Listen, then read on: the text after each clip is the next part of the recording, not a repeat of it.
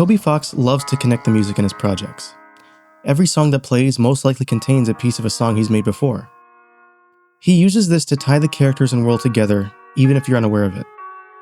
The way he achieves this is through leitmotifs, which are melodies that are tied to an element of a story. In my last video, we went over all 122 connections in his first game, Undertale.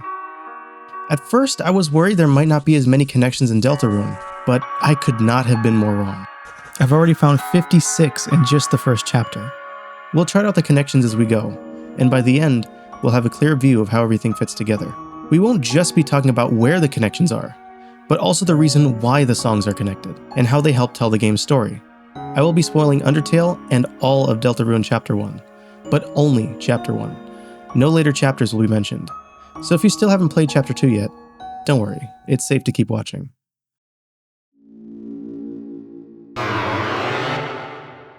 Let's begin with the very first song we hear.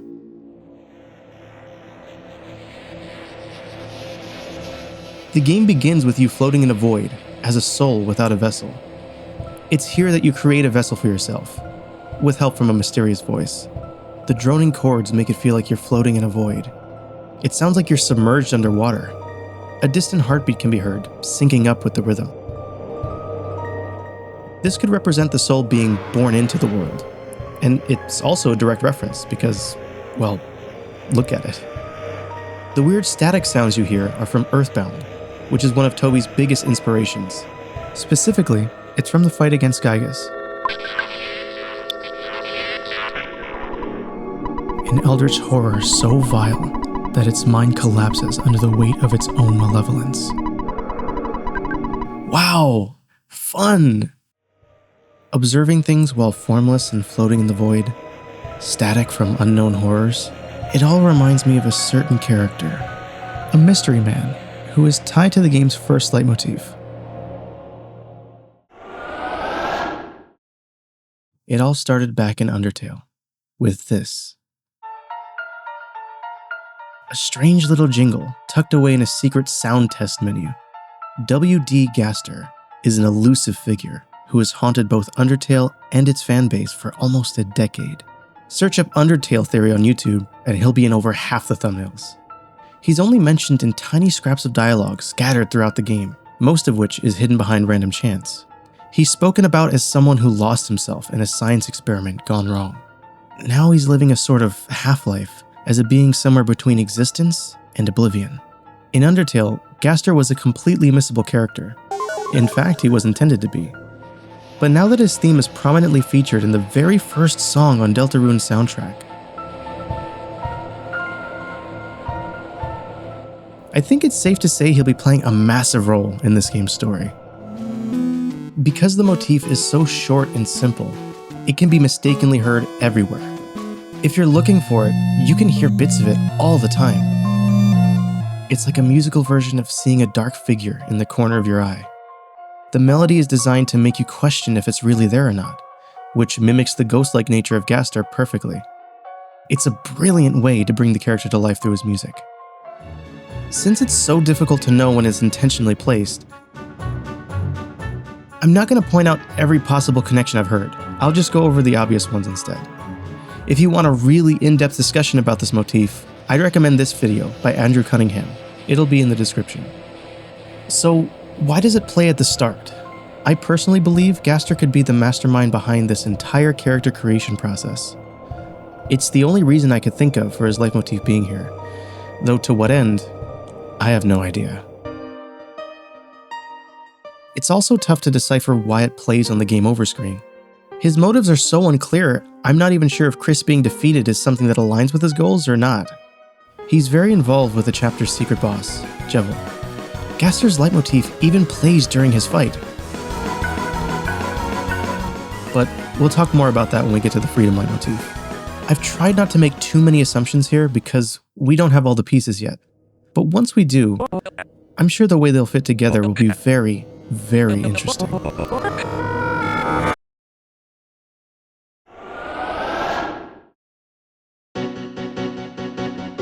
Soon after we get introduced to the game proper, we hear the main theme of Deltarune.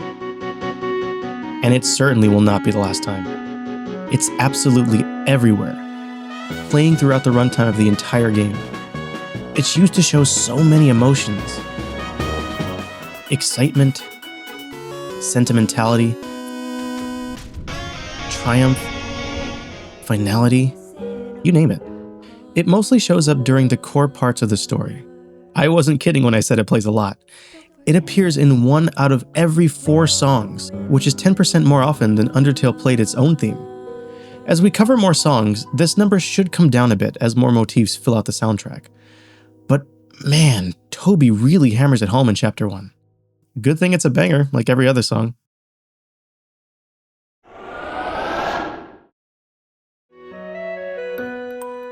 This is actually a leitmotif I kinda missed in the Undertale video. It comes from the end of the song Once Upon a Time, and it sounds like this.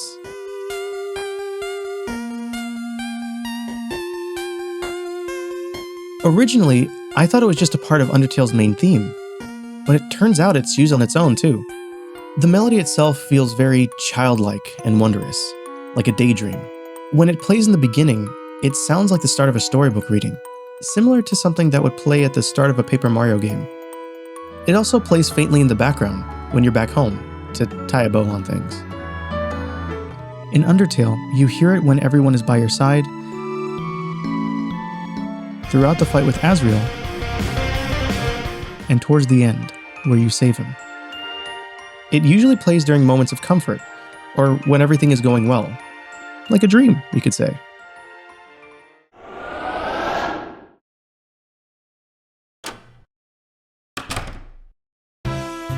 The theme of Hometown, which is the name of your hometown. I wonder if Asgore had a hand in naming it. It plays whenever you wander through the neighborhood, talking to all the residents, which pretty much means just the school and town segments.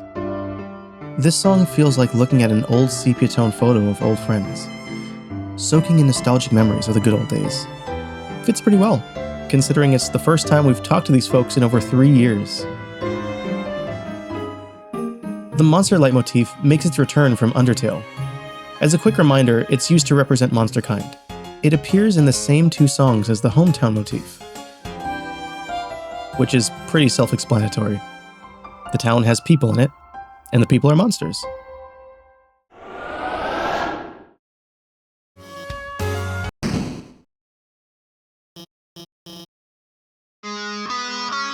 The theme of the big purple mean girl. Whenever she's threatening someone, this motif is sure to be playing. Like when she picks you up, and when she picks Lancer up. Wait, is this the picking people up leitmotif? Does this play every time she does this? Oh, okay, no, we're good. Electric guitar is used to show off how rugged and rebellious she can be. It's meant to be intimidating for sure, but there's also a beautiful somberness to it. You can feel that twinge of desperation in there. She only leaned into being a bully because it's the role others assigned her, and deep down, she hates being stuck in it. She can't get others to like her, so instead she does the one thing she can. She scares them away.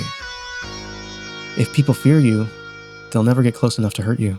It plays during her one-sided fight against Lancer, and that desperation really comes through here. There's a sort of anguish in the song. When her motif plays, it howls out in pain. It's fitting, because she's been a lone wolf her entire life. People don't act the way Susie does without being hurt. There's a lot of it in her music. I think this leitmotif is tied way more to the bully she pretends to be than the girl Susie actually is. To my knowledge, this is the last time we hear this leitmotif. Maybe it'll come back later in some form, but it seems like it's already served its purpose.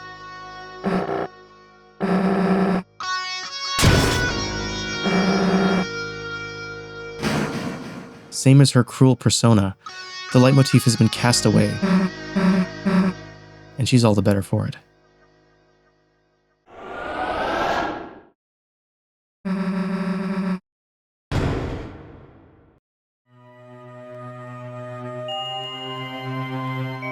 This one's for threats in the dark world. It can be equal parts mysterious, threatening, and mystical, depending on how it's used. It plays during scenes where you're being chased or intimidated by the dark world itself or its residents. This one actually comes from a fan song Toby made, all the way back in 2014. he made a theme for the webcomic Cucumber Quest's main villain, Nightmare Knight. There are actually a lot of other leitmotifs pulled from different parts of the song too. Keep that in mind, because they'll be in future chapters.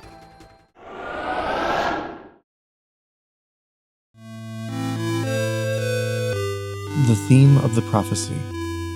It plays in moments and places that are core to the legend of the heroes. You can hear it when Ralsei first tells us the tale, as well as in Castletown. It's actually tied pretty closely to Ralsei in general. He's the one who tells you about the prophecy, and he also sings it when you use the lullaby act. You can almost call it his theme. It plays in Castletown because I believe the Darkners you recruit will be core to how the prophecy plays out. In Legend, the first track it plays, the intro only uses 8-bit instruments, similar to Bergentrucken. It gives the same kind of ceremonial vibe to the melody, like it's something cemented in either history or fate. It breaks out of this after the drop, when the drums and more complex instruments kick in. It's got such a triumphant and grandiose energy to it. It's the dawn of something on a worldly scale, and Chris and the new friends have found themselves at the heart of it all. Centuries of events have all culminated to this moment, the epicenter of Monsterkind's fate, the maiden voyage of the saviors of the very world, the march of the Dark King.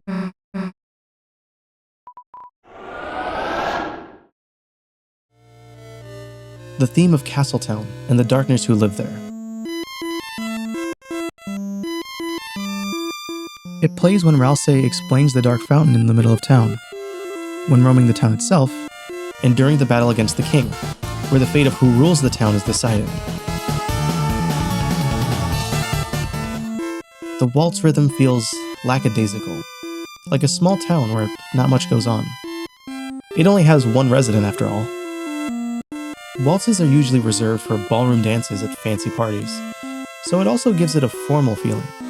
And it happens to suit the Dark Prince's personality very well.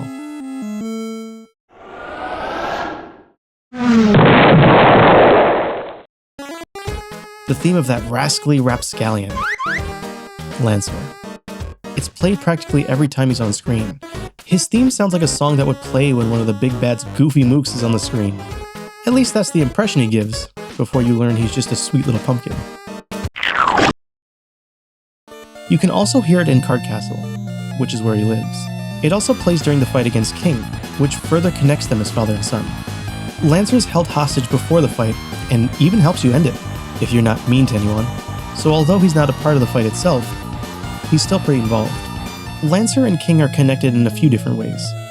King is basically just a bigger, badder version of his boy, which is shown through the leitmotif connection, the fact that Lancer's a jack of spades and he's a king, as well as this line. When you encounter him on the Great Board, his motif is played with a mistuned electric guitar. This track borrows Susie's instrument to show Lancer doing his best to be scary, like she taught him. Finally, the leitmotif plays in Thrash Machine as well, but I sort of wish it didn't. I can't help but think of what could have been.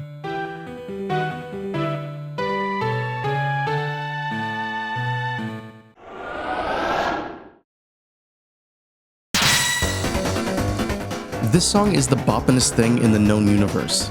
It's a constant, overwhelming assault of goodness that just does not let up. Every single instrument in the song is going crazy at all times. It's like the stink face anthem. Let's try to break down this beast of a song. There are two pianos that go back and forth with each other. The first dishes out a cavalcade of non-stop arpeggiated notes, while the other smashes out chords that complement whatever the other one's playing.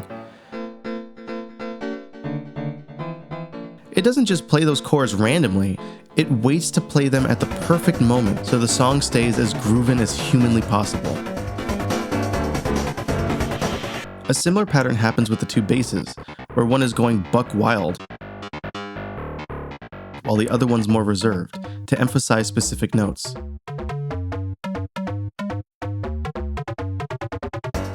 Toby somehow managed to cram quality and quantity into this damn song. The drums keep the momentum up by using an endless string of hi-hats, a snare for more emphasis on the 2 and 4, and a bongo on the left. I never knew this was even in here. And then the synths come in like Oh, and then the solo goes like... In summary, it's good. The reason it's so danceable is because most of the song is syncopated. Which means instead of the notes landing on the beats, they land somewhere between them. Here's some examples.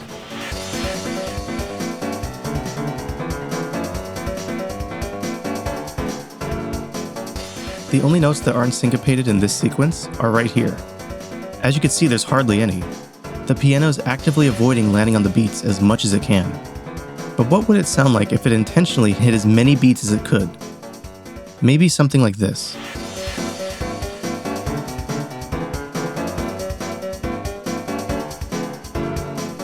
What you just heard was the piano landing on every beat that it possibly could. And for the notes that had to be offbeat, I made sure that they were perfectly between them. As you can hear, all that complexity and the intricate groove just completely vanishes. I know some of you still might be curious what the whole song would sound like unsyncopated. Well,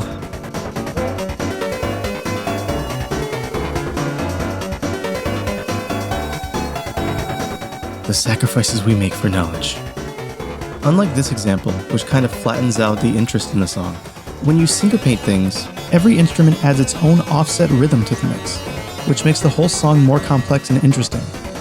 The rhythm bounces back and forth between each instrument at an overwhelming pace. All this comes together to make a groove that is ridiculously intricate and incredible. I've seen people say it's crazy this theme is used for the most basic enemies, but to me it always made sense to put the most effort into the songs the player will listen to the most. It also plays in Sham's shop.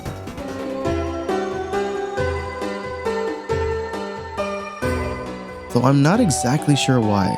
It could be that as the court magician, he's seen a lot of combat.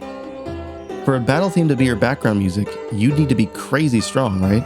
I mean, he was the one who put Jevil in prison, and we all know how much of a headache he was to deal with. I'm thinking Sham could either be a fight or a really strong ally in the future. Rootbuster is really good, by the way. The overworld theme for Chapter 1, which plays in Field of Hopes and Dreams and the Scarlet Forest.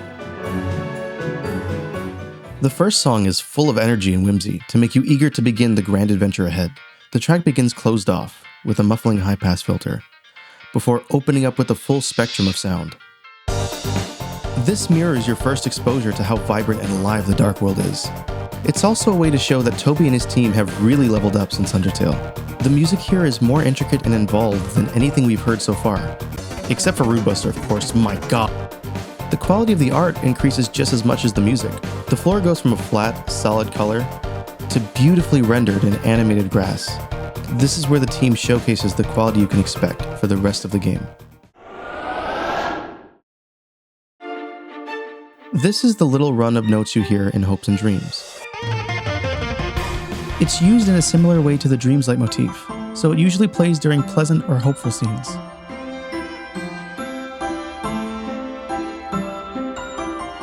In Undertale, it plays a couple more times.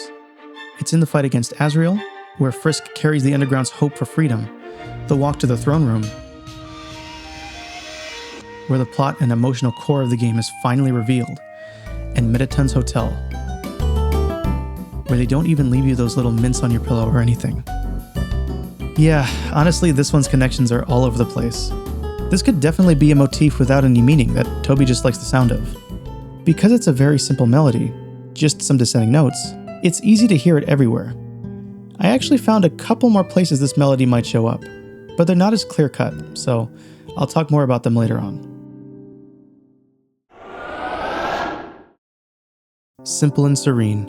This one plays in only 2 songs. They're used for the rest areas between sections of the overworld. The chords these songs use give them a relaxed, floaty feeling. It achieves this by using something called sus chords, which is what you get when you take a major chord, like this one, and move the middle note up 1 spot, or down 2 spots. Both songs use variations on these chords throughout. The first song, Quiet Water, is the slower and more somber of the 2. The electric piano makes it wistful and contemplative. It paints a scene of Frisk gazing out at the still water, reflecting on the journey so far as the water reflects them. Quiet Autumn has a bit more energy to it. It's less a period of reflection and more of a pit stop to catch your breath before moving on. I think the faster pace fits Deltarune more overall. It's got a lot more ground to cover than the first game did. Very straightforward, this one is for the forest area. Yeah, that's it. Not every leitmotif goes miles deep, thankfully. Scarlet Forest is a very whimsical song for a very whimsical area. It immediately makes me think of Alice in Wonderland, and I think that was the goal. Just listen to this track from the Wonderland level in Kingdom Hearts. They both have a similar sounding bass, where it just kind of bounces around.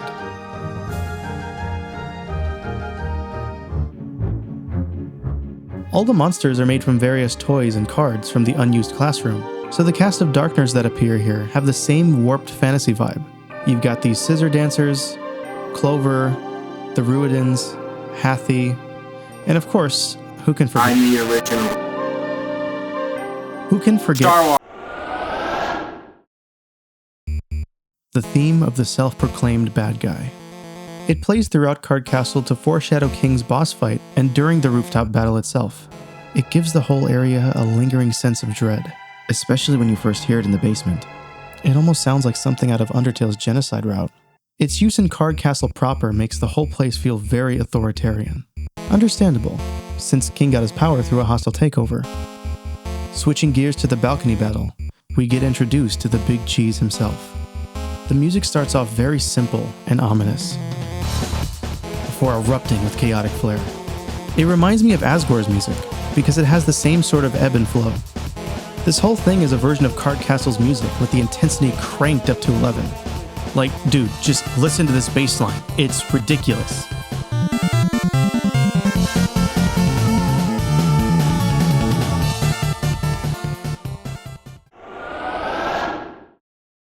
I know this one looks all new and shiny, but this is actually just Omega Flowey's leitmotif. I renamed it because it has new ties to Susie, of all characters. It continues the trend of playing whenever someone is, or is about to be, totally screwed. Usually, it would be you in trouble, but unfortunately, this time it's Lancer. The first track is called Imminent Death. Everyone knows the awfulness that's about to happen, and Toby takes full advantage of it. This is something that would legitimately play in a slasher movie, and our poor boy Lancer is the victim. The very next song that plays is a direct continuation.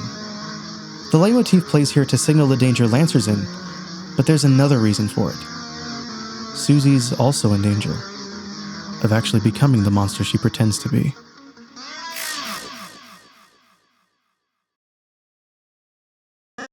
But she's better than that. And in this moment, we see her realize that for the first time. This leitmotif comes from The Holy, an ethereal and enchanting piece that has a tangible air of mystery. Surprisingly, the main melody doesn't have any connections, but the trill you hear at the start does. A trill is just when you quickly alternate notes that are close to each other. This trill is played in a few tracks at the very end of the Dark World section. The first is when you approach the fountain, then on the save select screen. And less concretely, in Card Castle and during the King fight.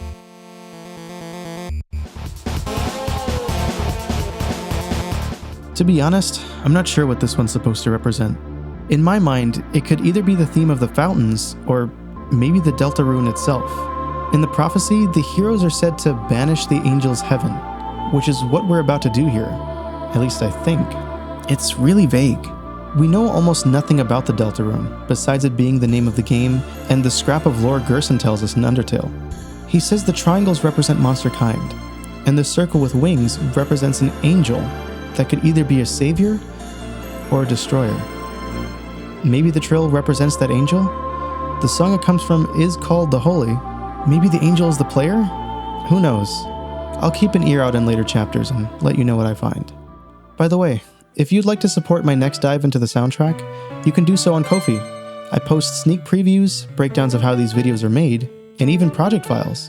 I would really appreciate anything that you'd be willing to give. Every single bit helps me to continue to make things at the quality level you all deserve. Thank you so much.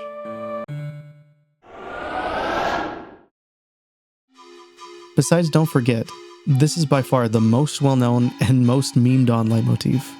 It represents freedom, and sometimes the longing for it, which is a huge theme of the overall story. It only plays before and during the Jevil fight. As you walk down the stairs to his cell, you hear it being played by a piano.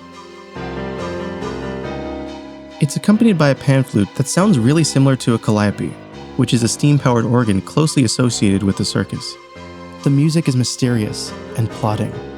It leans into the creep factor the circus has and uses it to build tension for Jevil's reveal. The world revolving revs up the pace until it's completely out of control, like a wild carousel that's gone off the rails. It adds some more classic circus instruments to make it feel like an unhinged funhouse. The pan flute from before becomes the main event, and it carries most of the song. An accordion fills in the gaps and doubles down on the circus theming.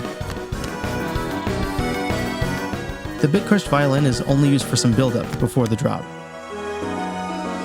Finally, the trumpet brings us home with enough energy to take us full circle and start the next loop. Throughout the song, the melody juggles all four of these instruments, which could actually reference Jevil being able to use all four card suits. To help make things feel like they're spinning like a rampaging Ferris wheel, there's a bunch of rapid-fire notes that play in the background. Not only do they cycle up and down in pitch, but they also bounce from ear to ear.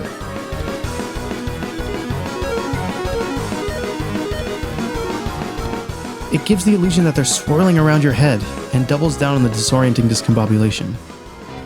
The freedom leitmotif being here makes sense, since Jevil is imprisoned. It could also be alluding to his insanity being a distorted form of freedom.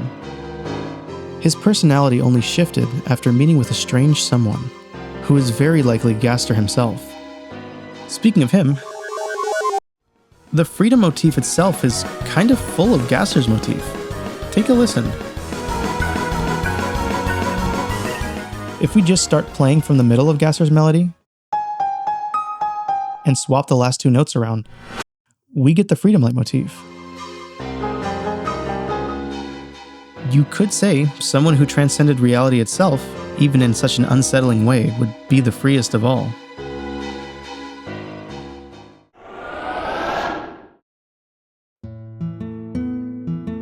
Home Sweet Home. This is the melody at the start of the song that plays in Toryl's house in both Undertale and Deltarune. It evokes memories of sitting by a warm fire while someone idly plays a melody that just makes you feel like you belong. The two main tracks use an acoustic guitar to get that warm and welcoming atmosphere going. I think it's a great fit because it's one of the cheapest and most available instruments you can get. Most families probably have one lying around. And family is what this leitmotif is all about.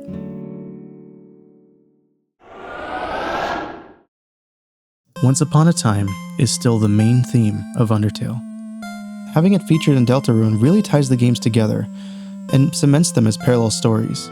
They really save this one until the very end of the chapter. It first plays when you finally get home. I absolutely adore how many themes are weaved together in this track. We get a total of 4. And at the end, there's 3 playing at the same time.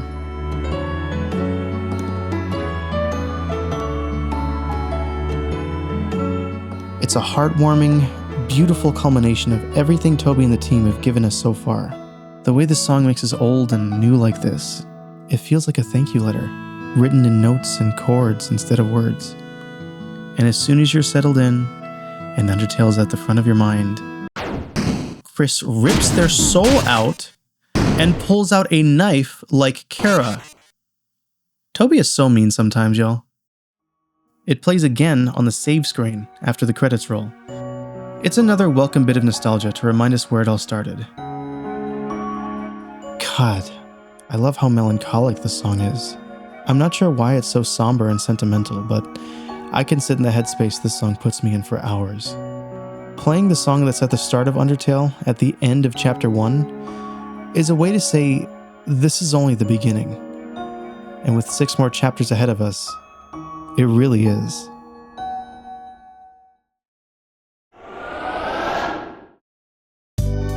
Everyone break out the yoga mats. It's time for some stretching. These connections were all too far of a reach, so they're not going to be included in the graph. I think most of these weren't intentional. The majority are probably the result of the apophenia I got from making these videos. I think some of you are going to have fun discussing these in the comments. We've got a lot to cover, so before we get into it, let's just kind of chill for a bit. Isn't this nice? Hold on just 1 second.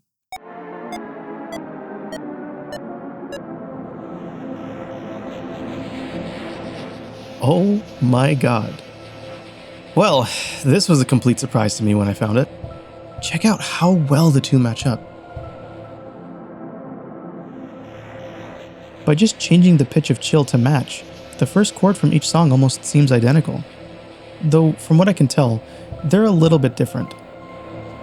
Each song's chord progression is different too. They'll sound terrible if we sync them up.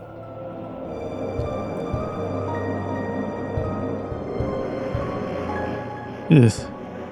Even though it's not a leitmotif connection, the instruments sound almost exactly the same. My thinking is, since he already made Chill, which had the same ambient vibe he was going for, Toby used it as a starting point for another hymn. Both of Susie and Lancer's themes start with an ascending pattern of 4 notes. Unfortunately, it's a pretty weak connection because the notes don't even match. I was really hoping these two would have a solid musical connection because of how close they become, but this was all I could find. Maybe I overlooked something, but for now it seems like there's not much here.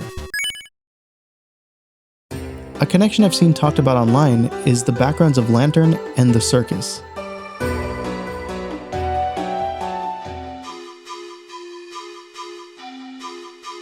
While they're both in 3/4 waltz rhythm, the melodies are different, so it's not a direct connection. They do give off a similar vibe though, and I think that's intentional. Sham was the one who imprisoned Jevil, so there's also some lore to back this one up. While making this video, I noticed something pretty fun in Chaos King.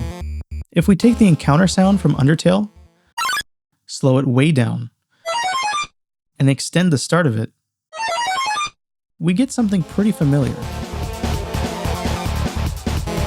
It could totally be a coincidence, but it's a fun Easter egg if it's not. Here are those shakier connections from the Hope's leitmotif. I'll play it again so it's fresh in your mind. In Field of Hopes and Dreams, you can vaguely hear it in this piano flourish. But it only plays the first 3 notes before doing its own thing. This next one isn't just a connection to another song, but potentially a whole other leitmotif.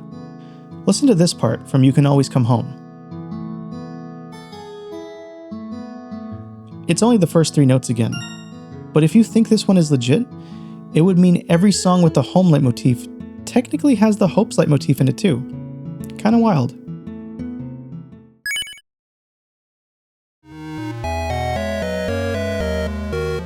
This is the same Game Over leitmotif from Undertale, but it doesn't play on the Game Over screen. Deltarune has its own song for that. Instead, it plays in Rude Buster.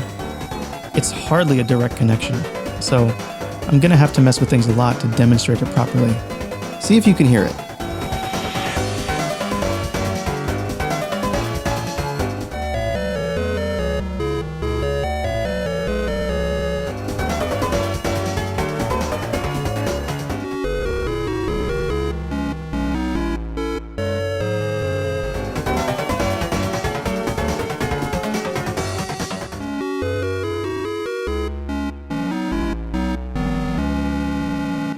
Even though it completely remixes the melody, it vaguely sort of follows the same through line. It also plays in Sham's music, since it's basically Rude Buster. I have no idea why this is here. All I can do is speculate.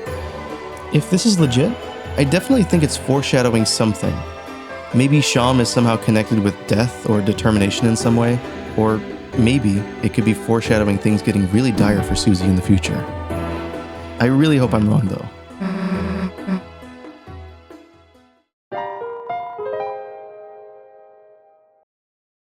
Now it's time for the moment you've all been waiting for. Probably. Are you ready to analyze a network graph? There have been some snippets of it throughout the video, but now you'll get a good look at the entire thing. We're going to go over a few interesting bits of info and see what it can tell us about how everything fits together. There's a couple stats in here that really surprised me. I really hope you'll enjoy them too. The leitmotif with the most connections in Chapter 1 goes to Don't Forget, but it's not the most used overall. That honor goes to Once Upon a Time, once we include all the connections from Undertale. They're called the main themes for a reason, folks. These are the leitmotifs with the least connections. Most are either very straightforward or haven't had time to flourish yet. We'll have to wait and see which grow and which stick with only 2 connections. These are the songs most filled to the brim with leitmotifs, coming in at 4 each. A town called Hometown uses so many leitmotifs because this community is at the heart of the story. Giving you a glimpse into this world filled with all sorts of charming and colorful characters shows what's at stake if Chris and their friends fail. For the task of saving the world to have weight behind it, you need to show the player that it's worth saving. Chaos King is given musical importance because it's the climax of the adventure. Having a bunch of familiar music come together during the final boss is a tried and true technique. It's a super effective way to make it feel like the whole chapter's been building up to the fight. As for the last one, You Can Always Come Home, it's a way to remind us how much this game builds on Undertale. It's using what came before as a springboard to reach even greater heights. Though some of these will become leitmotifs in later chapters, for now, here are the songs that are connectionless. If we do some quick math, we can figure out the average of how many connections are in each song, for both Undertale and Deltarune. Comparing the two, it shows a difference of around 14%. It's crazy to say, but the numbers don't lie. Deltarune's music is even more connected than Undertale's was. There's a total of 21 leitmotifs used in Chapter 1, 13 of which are completely new, and 8 are borrowed from Undertale. That's a surprisingly even split if you ask me. I guess it makes sense, considering how much of Deltarune is built on the first game. There are also some leitmotifs I mentioned that I missed when I covered the first game. Here's all of them listed with their connections.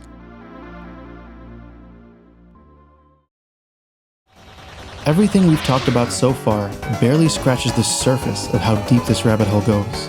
There are already a bunch of connections and leitmotifs I haven't even mentioned yet, because they tie into future chapters. As I've shown in my last video, Toby already made an incredibly intricate web out of Undertale's soundtrack, where any thread you follow leads to a bunch of unexpected places. But with Deltarune, he's weaving what he's already created into a tapestry of musical storytelling. He's doubled down on telling a story through his music, and like most of you, I'm super excited to see how it all unfolds. We've got a lot more music to sift through in the future, so I hope you'll stick around to see what we uncover next. Thanks for watching. Have a good one.